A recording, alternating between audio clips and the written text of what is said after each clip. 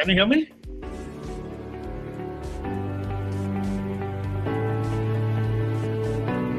We will forge a society that is colorblind and merit-based.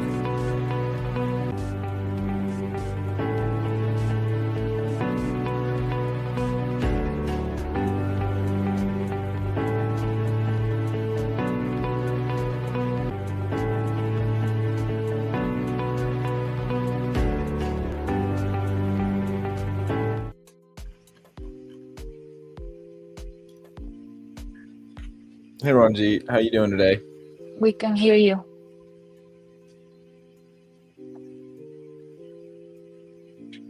I think you're muted, sir.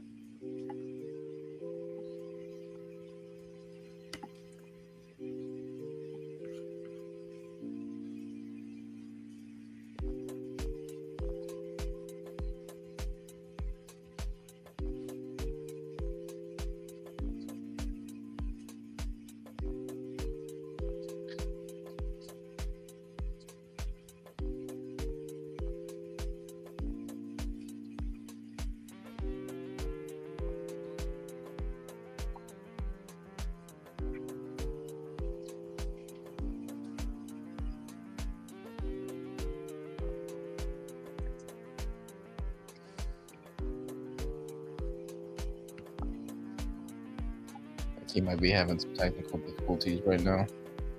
Yeah.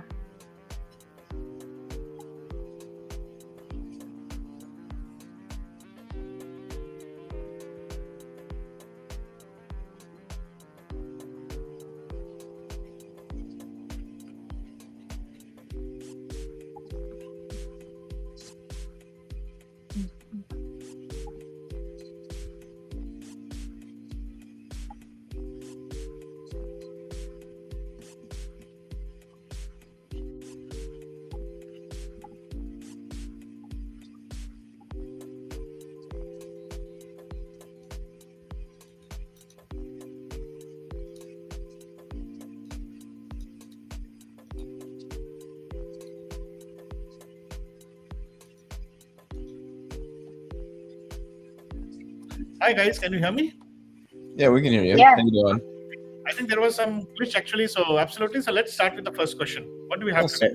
certainly. So our featured question today, they ask, how can a startup professional demonstrate extraordinary ability for EB1A purposes when the company itself has not yet achieved widespread recognition?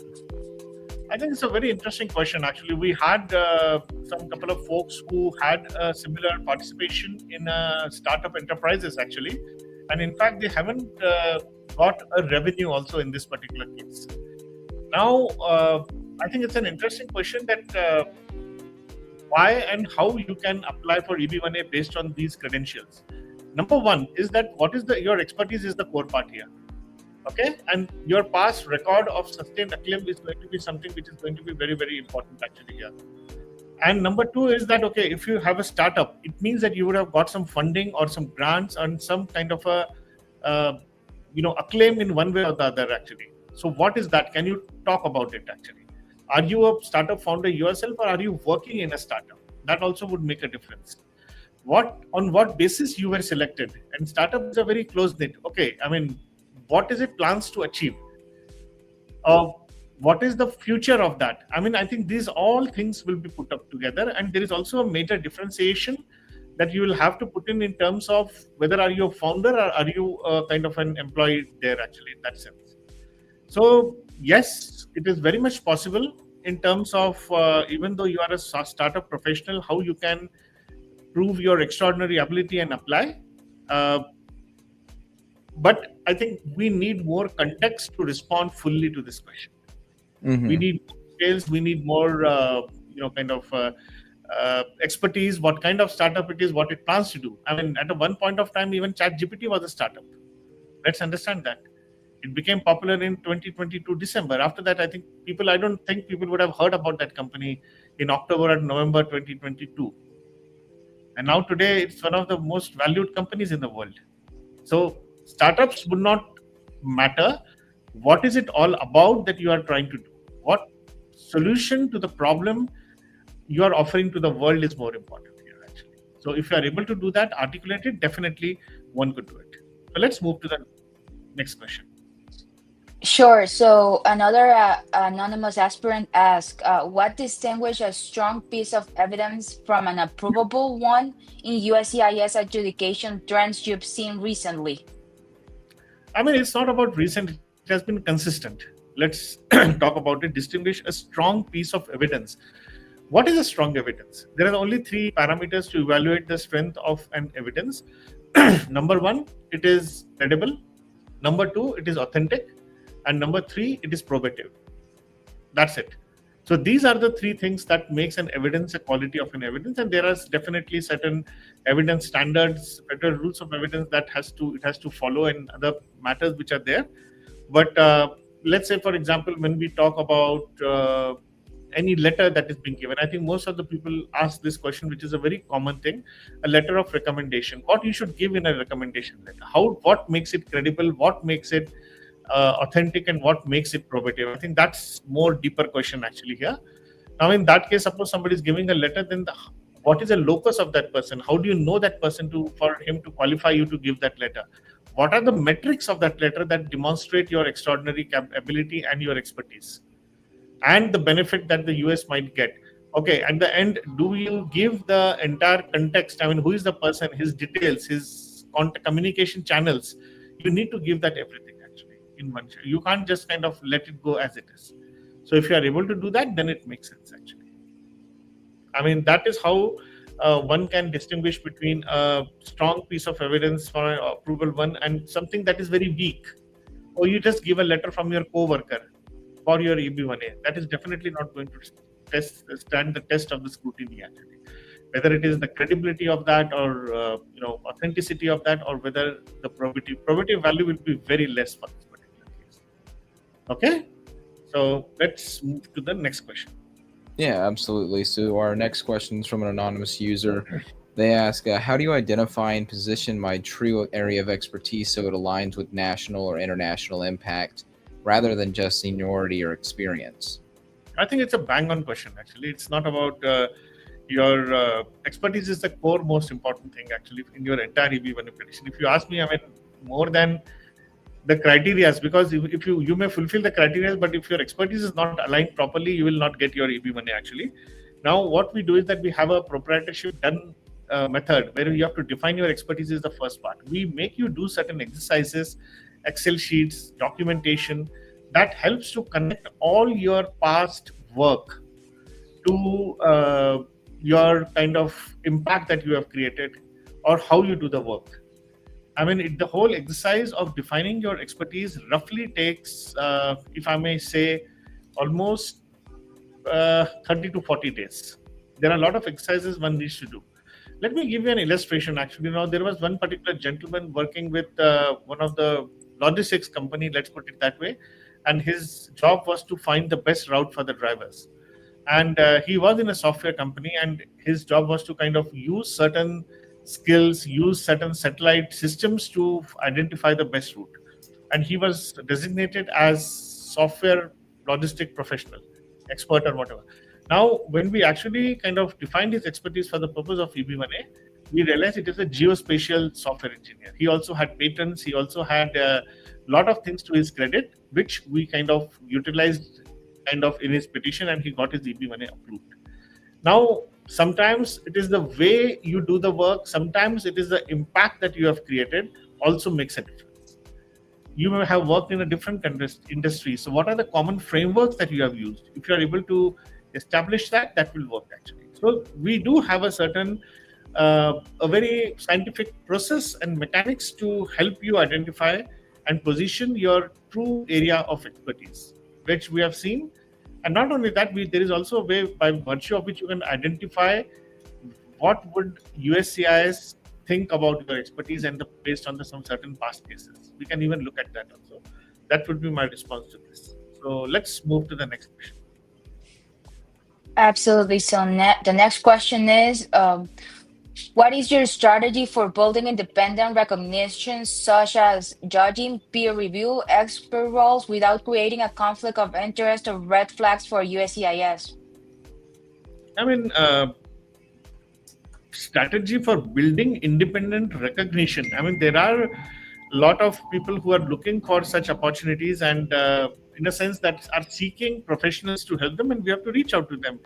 I mean, conflict of interest would come in here only if you solicit it. Actually, it is not done based on your expertise.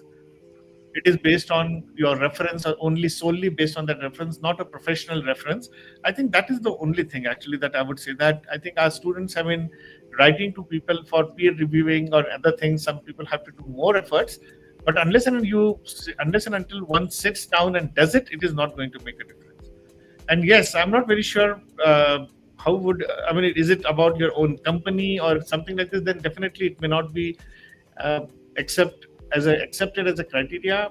There are certain 1 or 2 AOA cases I know where the judging or interviewing people may fulfill the criteria, but definitely not final merit determination in that case. And I would kind of, the key important thing is that can we go beyond the scope of your organizations actually? That's the whole idea. Okay, so let's move to the next question. Yeah, absolutely. So our next question, they ask, I was told that it isn't necessary to have a lawyer file my EB1A case. Is this true? Are there any benefits of self-filing? I mean, it's a very trick question actually, because what are we kind of trying to do here? Yes, you don't need a lawyer for anything for that matter. I mean, forget EB1A, for EB2, for EB3, for your naturalization, for your anything. Actually, you don't need a lawyer, but lawyers are supposed to be the best advocates, somebody who can stand for you, and you should seek a support if you are not aware of EB1A laws. I mean, that's what I would say. I mean, you need somebody to coach you, somebody to guide you, somebody to mentor you at times of various.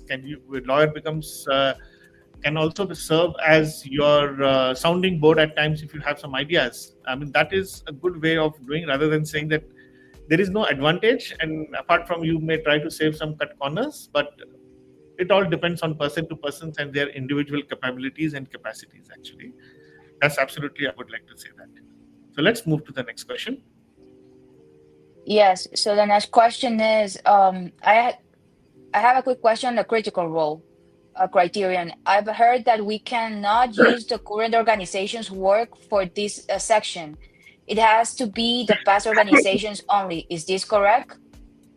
I don't think so, actually. Of course, we have to show your current organization because it shows your current stream of affairs, actually. And you can show multiple, if you have created some impact by virtue of your expertise, you should definitely do that, actually. So I don't think you saying that we cannot show the current organization works. No, why? Each and everybody in our program, we have 50 plus achievers, each and everyone have used their current roles and responsibilities, what are there, their skill set, they connected it to properly, and everybody got it actually. And I mean, I don't know from where it is I heard, I mean, from where are your sources coming? I mean, I would just like to be very mindful of it, that one needs to be very careful in these things, because there might be a lot of speculations and a lot of myths surrounding EB1A, which you might like to kind of mitigate it. Okay? Yeah, so let's move to the next. Absolutely. So our next one, they asked for peer review. Do you need to provide the certificates for the research work you reviewed, or do you need to show the email communication as well? I mean, I would show everything actually. And even the work that you have done, that shows your entire credibility and seriousness and responsiveness. I mean, let's be very clear. So sometimes things are more, it is absolutely fine, but still you should be doing that. Let's take the last question now. Yes, the last question is, how is salary criterion determined? Is it based on is it just base or base salary plus bonus and stock, or does it vary with locations? Absolutely. The whole idea is that you are not just drawing more than a little incrementally more than somebody actually. The word is significantly higher than your peers. I mean, that's the whole kind of an argument and logic that we use in this particular case. Now, ideally, it is a total compensation that you can show. It is not about your base or anything. So basically, what is the cost of your expertise to the unit, somebody paying you? So that enhances the value that somebody is ready to pay for you. That is more important here. And yes, you can use location as one of the metrics. I'm not sure if you can get a data regarding your age and your location with your metrics, but location is a fair idea actually, because it takes into account the cost of living structure also. The cost of living for Phoenix would be less than what is in New York or San Francisco, and things like that. So one needs to be very careful about it. So thank you very much, guys, for participation, and thank you, Mario, and thank you, Syria. I think there were wonderful questions, and guys, if you want to present your question, please tell us, and we'll be happy to take. And if you want to join the Next Lead program and become one of the elite EB1A achievers, please let us know. You can book time with us, with Mario, Syria, or me, and we will help you. And the link would be given below in the comment section. So wish you all the best and have a wonderful. Thank you for joining us today. If you have any further questions or need personalized guidance, please reach out to us. We are here to help you every step of the way in your journey towards achieving your American dream. Let's connect and make it happen together.